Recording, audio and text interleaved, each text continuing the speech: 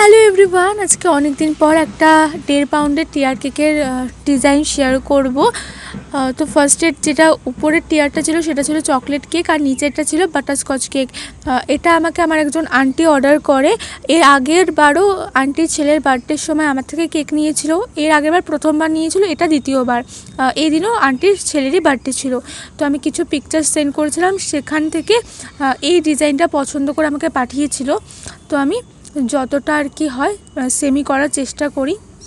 ফার্স্টে বলেছিল পিঙ্ক কালারের মধ্যে নেবে, তারপরে এই ডিজাইনটা দেখে আমার পছন্দ হয়ে যায়, তো তখন ব্লুয়ের মধ্যে আমাকে করতে বলে।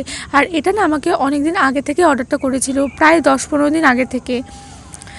বেশি আগে অর্ডার করলেও আবার মনে থাকে না, আর আর্জেন্ট অর্ডার করলেও মানে তাড়াহুড়োতে মানে ভালো মতো করা যায় না। ওই 1-2 দিন আগে অর্ডার করলে একদম পারফেক্ট হয়। যাই হোক, এটা আমার মনে ছিল, কারণ আন্টি আমাকে বারবার ফোন করে বলে দিয়েছিল।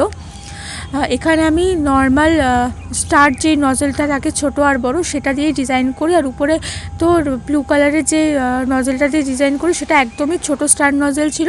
তারপরে আমি কিছু হোয়াইট কেক চকলেটের টপার বসিয়ে দিই, যেগুলো ছিল কেকের মধ্যে।